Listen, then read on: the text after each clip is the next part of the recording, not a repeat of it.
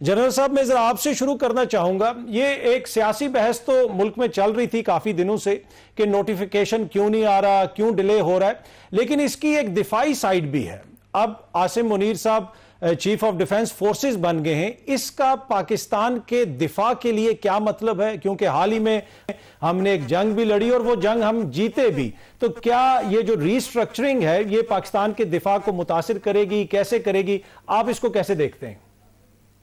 जी, बिस्मिल्लाहिर्रहमानिर्रहीम। अतर साहब, thank you very much for the invite and best wishes to you Express के ऊपर। देखिए अतर साहब, सबसे पहली बात यह है कि पाकिस्तान के ऊपर जो इसकी इम्प्लीकेशन आएगी वो है कि सेंट्रलिटी ऑफ कमांड आएगी जी। जो वॉर की मशीनरी को लगाना है उसमें सेंट्रलिटी ऑफ कमांड आएगी, और जो पॉलिटिकल एंड्स हैं, war itself is a political activity, जो पॉलिटिकल एंड्स हैं उसको हासिल करने के लिए जो मिलिट्री मीन है विद दिस ऑफिस, उनका इफेक्टिव यूज होगा।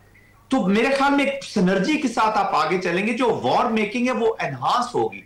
आपकी जो कन्वेंशनल स्ट्राइक कैपेबिलिटीज है, जब तीनों फोर्सेस की सिनर्जी के साथ लगेंगी तो वो एनहांस होंगी। और सबसे बड़ी बात यह है कि आपका जो स्ट्रेटेजिक रिस्पॉन्स है, आपकी जो न्यूक्लियर ओवरसाइट है, उसकी बड़ी कंसोलिडेशन हो जाएगी। तो वो जो कहता है ना, इंडिया बार बार कहता है जी कि ये बोगी खेलते हैं, शरेड है न्यूक्लियर का, जो हमसे बात करते हैं तो ये कर नहीं सकेंगे। तो आई थिंक अब दे आर वेरी क्लियर, और ये वो मिलिट्री लीडरशिप है जिसको वो पहलगाम के बाद देख चुका है कि वट एवर दे से दे डू इट। आपने 20 से देखा, इंडिया इतनी बड़ी मिलिट्री थी अतर साहब, इतनी बड़ी आर्मी, इतने बड़े ह्यूब्रिस अप्रोच के साथ, पॉलिटिकल ह्यूब्रिस अप्रोच के साथ उसकी एप्लीकेशन हुई। कितनी देर लगी? 40 से 45 मिनट लगे उनको एम्बेरस होने में।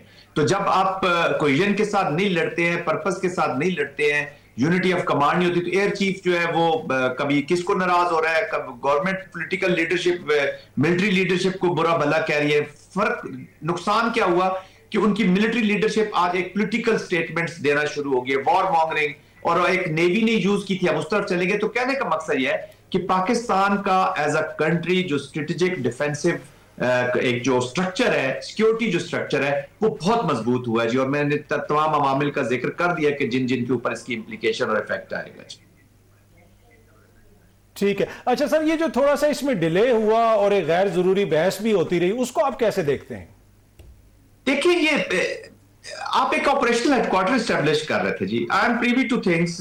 मैं इसलिए कह रहा हूं कि वो ये कोई there is a difference between joint staff headquarters और कमेटी जो थी, chairman joint chiefs of staff committee, वो कमेटी थी, उधर तैनाती हो गई, वो कमेटी अपना फंक्शन कर रही, इतनी ऑपरेशनल रिस्पॉन्सिबिलिटीज या इतनी कोऑर्डिनेशन कॉम्बिनेशन नहीं जरूरत होती। ये हेडक्वार्टर एस्टेब्लिश हो रहा है, इससे वॉर लड़नी है जी।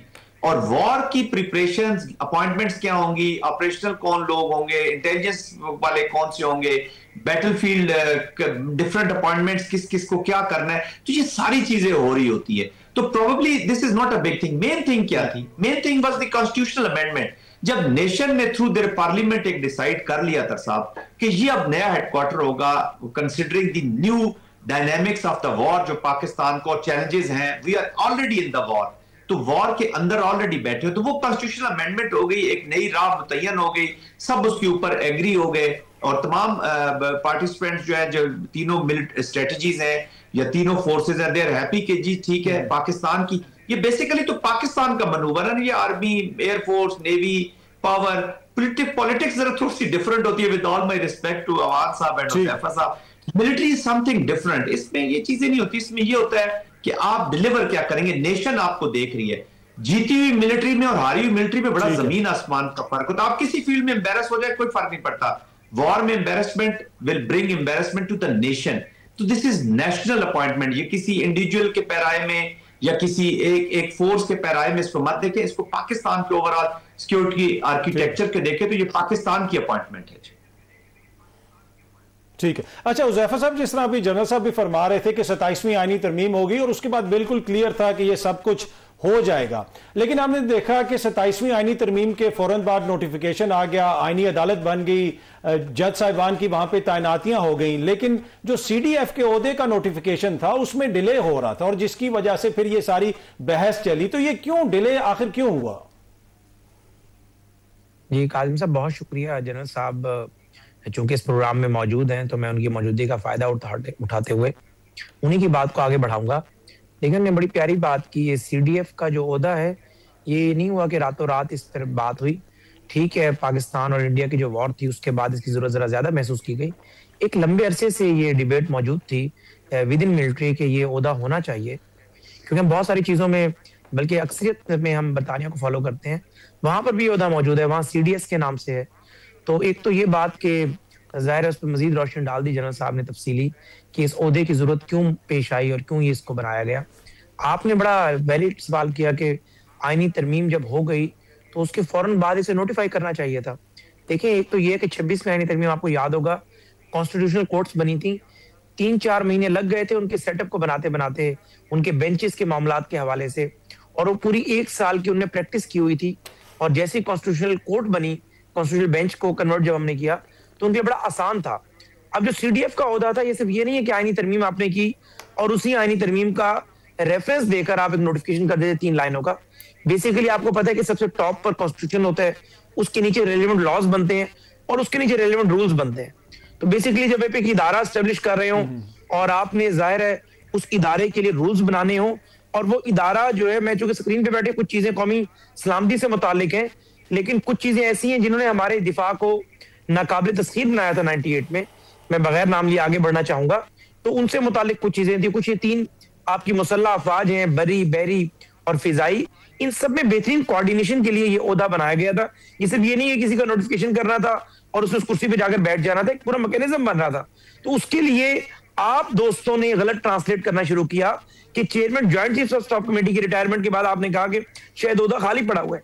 भाई जो ओहदा 40, 45, 50 साल से चला आ रहा था, वैसे मैंने नहीं कहा, और जिन दोस्तों ने ये किया वैसे वो हुकूमत के बड़े करीब हैं, जिन दोस्तों ने सारी बहस शुरू की। जी, आपका नहीं मैं कह रहा, आपसे मुराद है कि तबका यानी मीडिया एंकर्स हमारे दोस्त हैं सारे, व्लॉगर्स वगैरह, उनका मैं बात कर रहा हूँ। उसमें basically chairman joint chief of staff committee का ओहदा जो है उसको उन्होंने CDF से मिलाना शुरू कर दिया कि चूंकि वो रिटायर हो गए और ओहदा खाली पड़ा हुआ। हालांकि ऐसा नहीं था। आपके मुल्क में बरी फौज के सरबराह भी मौजूद थे, जनरल आसिम मुनीर साहब, फील्ड मार्शल। उसके अलावा आपके बहरी के सरबराह भी मौजूद थे, फिजाई के सरबराह भी मौजूद थे।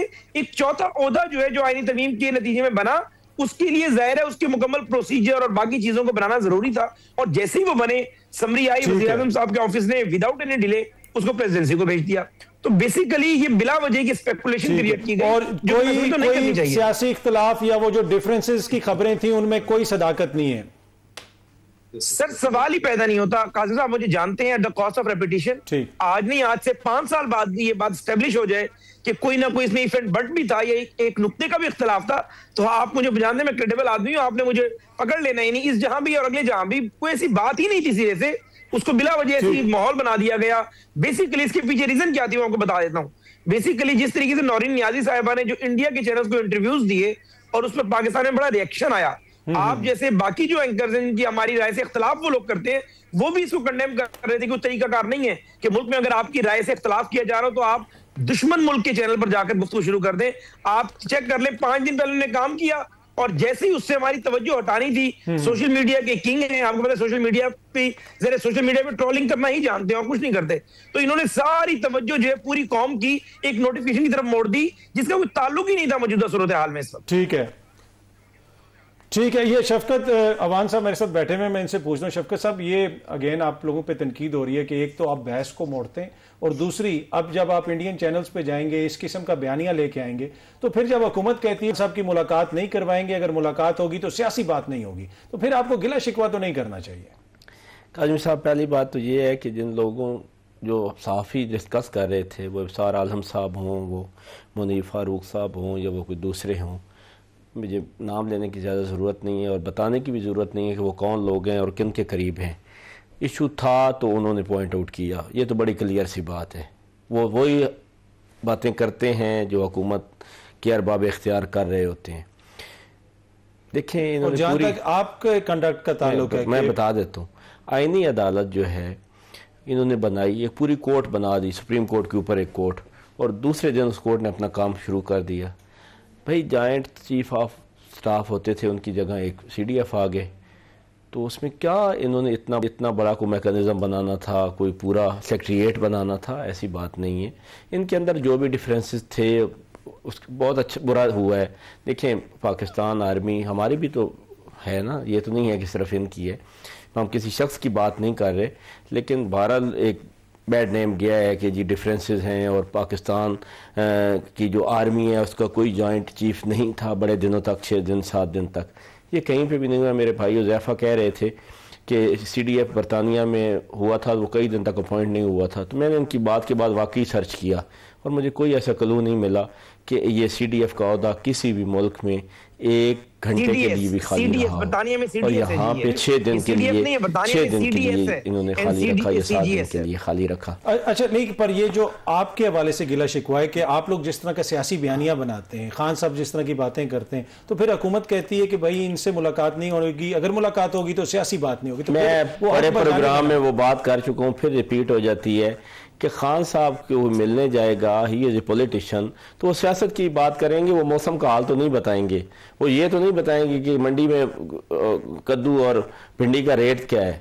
जब नवाज शरीफ जेल में थे, मैं लिस्ट है मेरे पास, कहें तो मैं वो सामने कर देता हूँ, ऐसी भी मुलाकातें हुई हैं जिसमें 30 लोग एक वक्त में नवाज शरीफ साहब से मिले हैं 2019 में। उसमें सहाफ़ी भी थे, उसमें पॉलिटिशियंस भी थे, उसमें उनके रफ़क़ाए-कार भी थे, और वो वहाँ पे पॉलिटिक्स ही डिस्कस करते रहे हैं। सियासतदान जब जेल में होगा, वो एक्स प्राइम मिनिस्टर होगा किसी मुल्क का, तो वो जब उससे कोई मिलने जाएगा तो वो कोई पॉलिसी बयान देगा, कोई पॉलिटिक्स की बात करेगा, उसने कोई दीगर बातें तो नहीं करनी। जब भुट्टो साहब थे तो उन्होंने इफ़ आई असैसिनेटेड, उन्होंने किताब लिख दी पूरी, बल्कि 2 किताबें लिखी उन्होंने जेल में होते हुए। तो जो भी सियासतदान जेल में होता है, उससे जो लोग मिलने जाते हैं वो सियासी बातें करते हैं। आप देखें इनका कंडक्ट देखें तो ये फिर क्यों पाबंदी, आपकी नज़र में इस पाबंदी का मकसद क्या है जो ये नहीं मिलना? हाँ, इसका मकसद ये है कि इनके साथ प्रॉब्लम क्या है काज़मी साहब, 90% लोग इस मुल्क के इमरान खान साहब के साथ जुड़े हुए हैं, ऐसे जुड़े हुए हैं बिल्कुल, ये उसको जुदा नहीं कर पा रहे। इनका ये खाम ख्याल है कि खान साहब का बाहर बयानिया नहीं आएगा, खान साहब होंगे नहीं तो हम को डिटैच कर लेंगे लोगों को और शायद वो लोग उनसे दूर हो जाएं। ये बिल्कुल भी ऐसा मुमकिन नहीं है। एक और बात मैं कहना चाहता हूँ, जिस तरह ये KP के CM के साथ कर रहे हैं, ये बहुत ख़तरनाक है। आप सूबाइयत को हवा दे रहे हैं। एक सूबे का वज़ीर आला 9वीं दफ़ा आज वापस चला गया और एक कैदी से आपने मुलाकात नहीं करने दी, जो कि उसका हक है आईनी और कानूनी। कोर्ट्स के आर्डर भी मौजूद हैं, वैसे भी करवानी चाहिए, ये रूल्स के मुताबिक भी बनती है, और आज 9वीं दफ़ा वापस चला गया। ये वज़ीर आला पंजाब की वहाँ से 9वीं दफ़ा वापस आती तो वो जो शोर मचा हुआ होता मुल्क पूरे में कि KP में जाती ना पंजाब की वज़ीर आला या कोई वज़ीर आला ये होती या कोई भी होता और वहाँ से ऐसे वापस आ जाता, तो फिर आप शोर देखते। ये तो देखिए उनकी मेहरबानी है, उस सूबे के लोगों की मेहरबानी है कि वो अभी तक चुप बैठे हैं और सारे लोग चुप बैठे हैं। चले मैं एक छोटी सी ब्रेक ले लूं, उज़ैफ़ा साहब से इस हवाले से पूछते हैं एक छोटे के बाद।